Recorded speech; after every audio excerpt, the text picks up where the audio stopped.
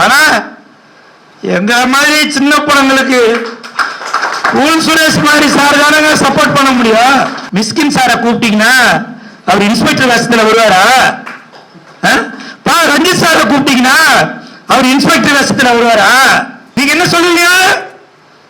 நாங்க பன்னீர் சோடா சாப்பிட்டோம், அதுக்கு எல்லாம் கை தட்டுவீங்க.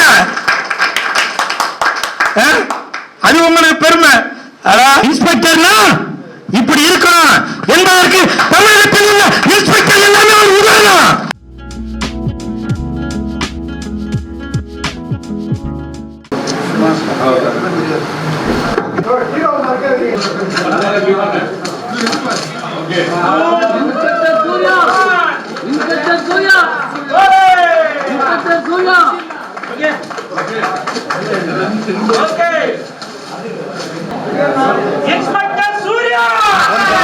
மேடையில் அமர்ந்திருக்கும் அனைவருக்கும் வணக்கம்.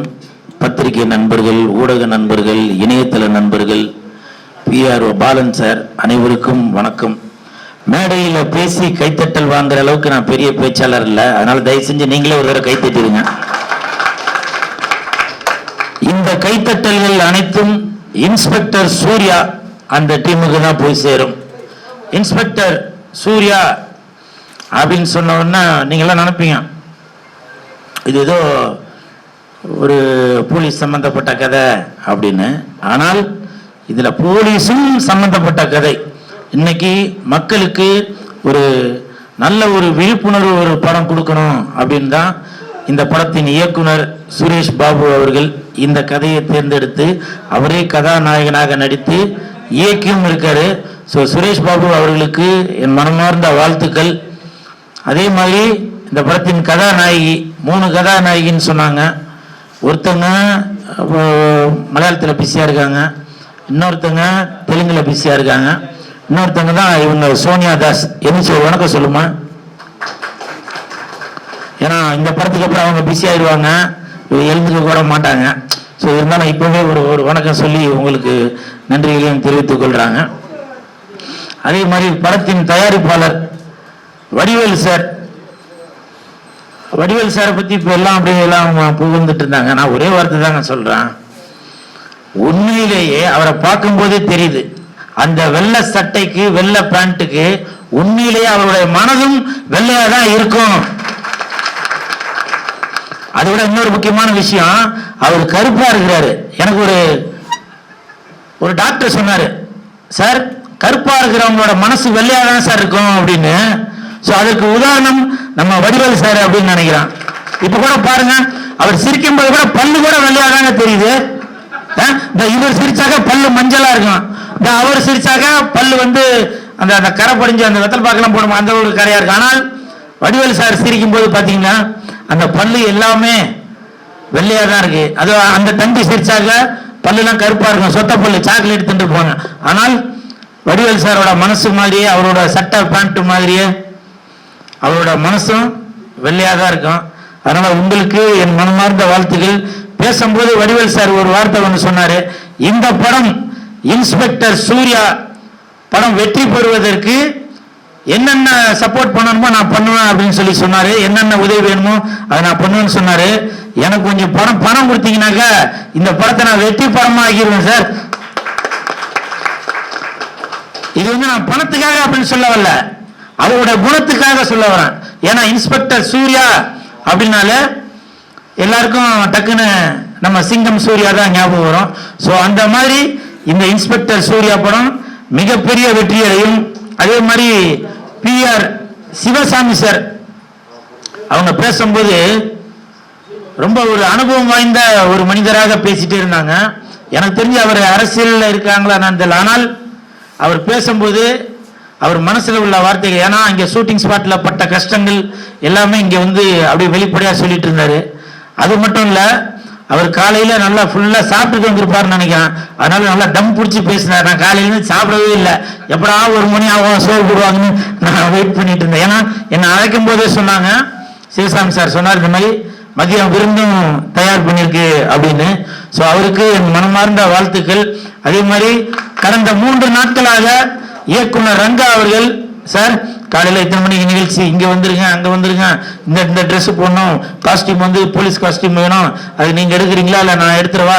ஏன்னா இது வந்து இன்னொருத்தரோட படம் அப்படின்னு நினைக்காம என் நண்பனோட படம், சுரேஷ் பாபுக்கு சப்போர்ட் பண்ணணும் அப்படின்ற ஒரு எண்ணத்தில் இந்த இயக்குனர் ரங்கா அவர்களுக்கு என் மனமார்ந்த நன்றிகளை தெரிவித்துக் கொள்கிறேன்.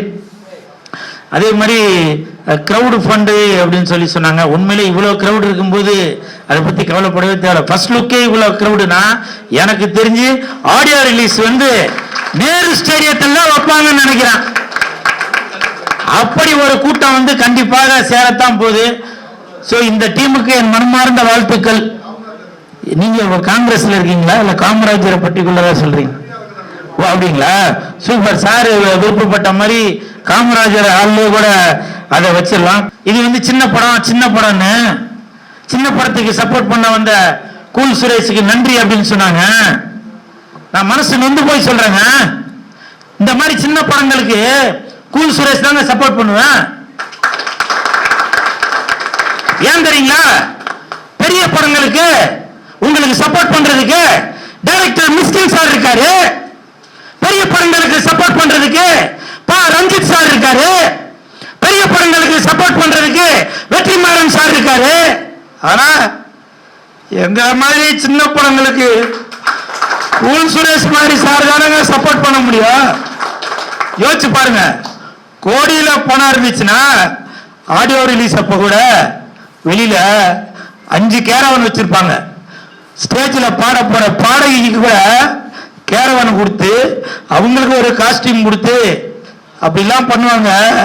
ஆனா இந்த மாதிரி இன்ஸ்பெக்டர் சூர்யா அப்படின்ற மாதிரி படத்துக்கு இன்ஸ்பெக்டர் வேஷத்துல வந்திருக்க இந்த கூல் சுரேஷ் தாங்க சப்போர்ட் பண்ணுவான்.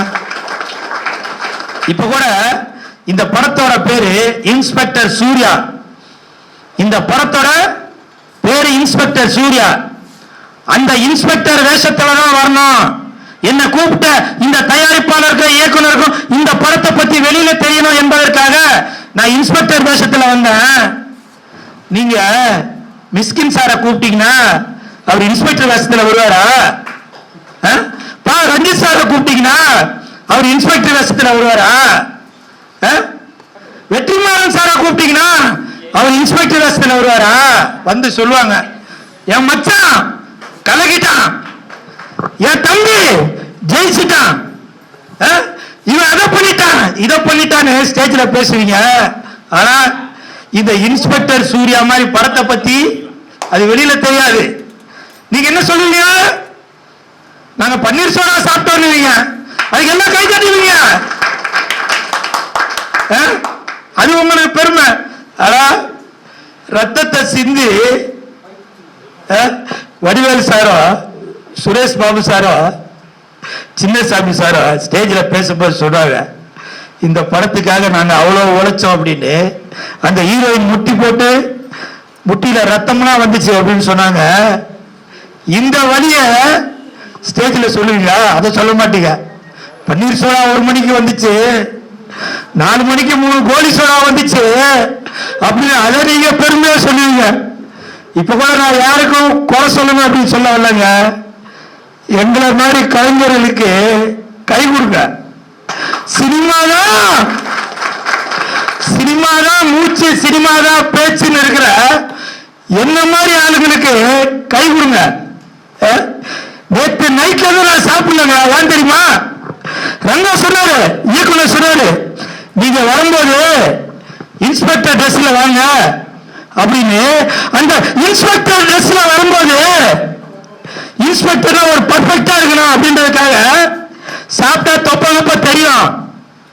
இன்ஸ்பெக்டர்னா இப்படி இருக்கணும் என்பதற்கு தமிழகத்தில் உள்ள இன்ஸ்பெக்டர் எல்லாமே ஒரு உதாரணம். நான் நேற்று நைட்ல இருந்து சாப்பிடலங்க. இது நான் சும்மா வீடியோவுக்காக மைக்குக்காக பேசல. அப்படி ஒரு கலைஞனாக இருந்து அந்த படத்துக்கு நான் அவ்வளவு சப்போர்ட் பண்ணிட்டு இருக்கேங்க. புரியுதுங்களா? இன்னைக்கு அவரு சிவசாமி சார் பேசும்போது கூட அவர் காலையில சாப்பிட்டு வந்திருப்பாரு, நல்லா தெம்பா பேசினாரு. எனக்கு தெம்பு இல்லைங்க, நேற்று நைட்ல இருந்து சாப்பிடல. அது மட்டும் இல்ல, இந்த படத்துல சாமி, அந்த சாமி சிலைதான் ஒரு முக்கியமான கருவா இருக்கு. அந்த பச்சை அம்மனை நம்ம கையால தொடப்போறோம். அதனால விரதம் இருந்துதான் நினைச்சுக்கிட்டேன். அப்படி உயிர் கொடுக்கிற கலைஞர்கள் இந்த சினிமால இருக்காங்க. அந்த மாதிரி ஆளுங்களை பயன்படுத்த பாருங்க. இன்னைக்கு ஒரு சின்ன படமா இருந்தாலும் கூட்ட வார்த்தைக்கு இத்தனை பத்திரிகை நண்பர்கள், யூடியூப் சேனல், பத்திரிகை செய்தியாளர்கள் எல்லாரும் வந்து இந்த ஒரு சின்ன படத்தை ஊக்குவிக்கணும் வந்திருக்கீங்க. அதுக்கு என்னுடைய மனமார்ந்த உங்கள் பொற்பாதங்களை தொட்டு நான் வணங்கி நன்றியை தெரிவிச்சுக்கிறேன். அதுக்கப்புறம் நம்ம டீம்ல இருந்து வந்த எல்லாருக்கும் நிறைய வேலை இருக்கு. எல்லாருக்கும் அதை விட்டுட்டு நம்ம இந்த படத்துக்காக வரணும், இந்த படத்துக்காக வந்து நிக்கணும்னு சொல்லிட்டு வந்த உங்க எல்லாருக்கும் முதற்கண் என்னுடைய நன்றியை தெரிவிச்சுக்கிறேன். அதுக்கப்புறம் மேடையில் உட்கார்ந்துட்டு இருக்கிற விஐபிஸ், குறிப்பா நம்ம கூல் சுரேஷ் சார் வந்து அவருக்கு மிகப்பெரிய ஒரு கிளாப் பண்ணிடலாம். இன்னைக்கு அவர் தான் இன்ஸ்பெக்டர் சூர்யா. ஆக்சுவலா அவரும் ஷூட்டிங் விட்டுட்டு தான் வந்திருக்காரு. நம்ம கூட்ட வார்த்தை ஒரு சின்ன படம் அதை நினைக்காம நம்ம கூப்பிட்ட அந்த ஒரு வார்த்தைக்கு நமக்கு மதிப்பு கொடுத்து, மரியாதை கொடுத்து, ரெஸ்பெக்ட் கொடுத்து வந்து நம்ம மேடையில் உட்கார்ந்து ஒரு இன்ஸ்பெக்டர் சூர்யாவா வந்து உட்கார்ந்து நம்ம இந்த ஸ்டேஜையே பெருமைப்படுத்திருக்காரு. எனக்கு அவர்கிட்ட எவ்வளவு நன்றியை சொன்னாலும் தகாது. அடுத்தது இந்த படம் பாத்தீங்கன்னா அதுக்கு முன்னாடி சின்ன ஒரு விஷயத்த சொல்லணும். ஒரு நாட்டோட முதுகெலும்பு அப்படின்னு சொன்னா விவசாயம். விவசாயம் இல்லைன்னா நாடு கிடையாது. அந்த விவசாயத்துக்கு ஒரு முதுகெலும்பு அப்படின்னு சொன்னா தண்ணி. தண்ணி இல்லைன்னா விவசாயம் பண்ண முடியாது. அந்த தண்ணியை உருவாக்குற கிணத்து வேலை செய்யற சாதாரண ஒரு வீட்டுல இருந்து வந்தவன் தான் நானு. சோ நிறைய தொழில் செய்யற மக்கள் நம்ம நாட்டில் இருக்காங்க. அதுல குறிப்பா இந்த கிணத்து வேலை செய்யறவங்க பத்தி பெருசா எந்த பத்திரிகையிலும் எந்த நியூஸ் யூடியூப் சேனல்லாம் பார்த்திருக்க மாட்டீங்க பெருசா. ஏன்னா ஒரு விவசாயிக்கு ஏதோ ஒரு பிரச்சனை, விவசாயி தற்கொலை பண்ணிட்டா, கடன் கட்ட முடியாம தற்கொலை பண்ணிட்டாங்க, இல்ல ஏதாவது ஆபத்து ஆயிடுச்சுன்னா அது பெரிய நியூஸா வரும், இல்ல மத்த எதுலான வரும். பட் கிணத்து வேலை செய்யறப்பையும் நிறைய ஆபத்து வருது. அதுல எல்லாம் விழுந்து நிறைய பேர் இறந்து இருக்கிறாங்க. அவங்கள பத்தி பெருசா இங்க தெரியாது. அப்போ நான் இன்னும் ஒரு 25 வருஷத்துக்கு முன்னாடி பார்த்தேன்னா, 25 வருஷத்துக்கு முன்னாடி பாத்தீங்கன்னா எங்களுக்குன்னு ஒரு வீடு கிடையாது. நாங்க நாடோடிகள் மாதிரி எங்க கிணத்து வேலை கிடைக்குதோ அங்க ஒரு குடிசை போட்டு அங்க உட்காந்து நாங்க வேலை செஞ்சுட்டு அப்பா அம்மா தாத்தா இப்படிதான் இருந்தாங்க. நம்மளுக்குன்னு ஒரு அங்கீகாரம் கிடையாது. அப்படியே எங்க வேலை செய்யுதோ அப்படியே போயிட்டே இருப்போம். நாங்க எனக்கு கருப்பு தெரிஞ்சு மாட்டு கொட்டாயில உட்காந்துட்டு பக்கத்துல மாடு சாணம் ஸ்மெல் இருக்கும், பக்கத்துல உட்காந்து சாப்பிட்டு இருக்கோம். நாங்க வீடு கிடையாது அப்போ. ஆனா அப்பா வந்து கஷ்டப்பட்டு நாம தான் இப்படி இருக்கோம். நம்ம சந்ததியோட இது முடிஞ்சிடணும், இதுக்கப்புறம் வந்து நம்ம புள்ள வந்து கிணத்து வேலை செய்யக்கூடாதுன்னு அப்பா நினைச்சாரு. அப்பா சொன்ன வார்த்தைய அம்மா தான் சாதிச்சு காட்டினாங்க. என்னை படிக்க வச்சாங்க. முதல்ல எங்க ஆளுங்கள்ல 10வது படிச்ச ஆள் நான் தான். 10வது படிச்ச ஆள் நான் தான். அப்பா சொல்லிட்டு அப்பா சாமி கிட்ட போயிட்டாரு. 22 வருஷம் ஆகுது. அப்பா சொன்ன வார்த்தைய புள்ளைய நல்லா படிக்க வச்சு கிணத்து வேலை செய்யக்கூடாது அப்படின்னு சொல்லி அம்மா கிட்ட சொன்ன வார்த்தைய அம்மா வந்து ஒரு தாய் தான் இருந்து இதை எல்லாத்தையும் சாதிச்சு காட்டணும். ஒரே ஒரு பெண்மணி தான், சப்போர்ட்டுக்கு யாருமே கிடையாது. படிக்க வச்சு 10வதுல ஒரு நல்ல ஃபர்ஸ்ட் ரேங்க் தான் எடுப்பேன். நான் ஃபர்ஸ்ட் ரேங்க் ஹோல்டர் நான் ஆக்சுவலா. அதுக்கு மேல ஆனா படிக்க முடியல, குடும்ப சூழ்நிலை படிக்க முடியல. ஒரு படிக்கணும்னா ஒரு இடத்துல தாங்க. இப்ப நாடோடிகள் படிக்க முடியாது, ஒரு ஊரா போயிட்டே இருப்பாங்க.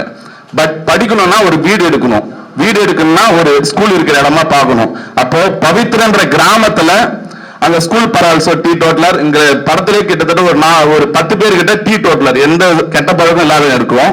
சோ நான் இதுல ஒரு முக்கியமான விஷயத்த சொல்லிக்கிறேன். ஆடியோ லான்ச் பண்ணிட்ட பிறகு இந்த படத்துல இருக்கிற டீ டோட்டலரை மேல ஏத்தி அவங்களுக்கு ஒரு சிறப்பு மரியாதை பண்ணணும் நான் முடிவு பண்ணியிருக்கேன்.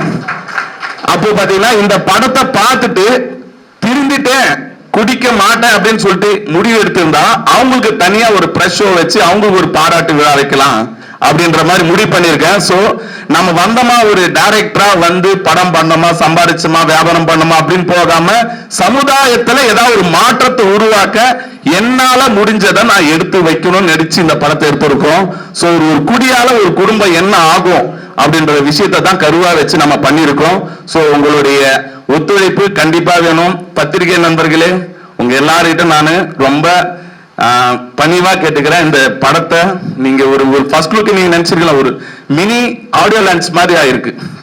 கரெக்டுங்களா? அதை செஞ்ச ப்ரொடியூசர் வடிவேலனுக்கெல்லாம் ஒரு மிகப்பெரிய கிளாப் பண்ணலாம். ஏன்னா எங்களை நம்பி அவர் கூட நின்று, எங்க அண்ணன், ஆக்சுவலா வடிவேலன் எங்க அண்ணன், என்னுடைய சகோதரர், அவர் வந்து நீ பண்ணுப்பா, அவனுக்கு என்ன வேணுமா பண்ணுன்னு சொல்லி எனக்கு எவ்வளவு ஃப்ரீடம் கொடுத்து வடிவேலன், எங்க மாமாலாம் வந்து கூட வந்து, எங்க சித்தப்பா கூட இருக்க எல்லாரும் வந்து ஒத்துழைச்சு இந்த ஒரு படமா உருவாக்கி இருக்கிறோம். இது வந்து கண்டிப்பா மக்களுக்கு 4 பேருக்கு பிடிச்சா கூட எனக்கு போதும். அதுவே எனக்கு பெரிய சந்தோஷம்.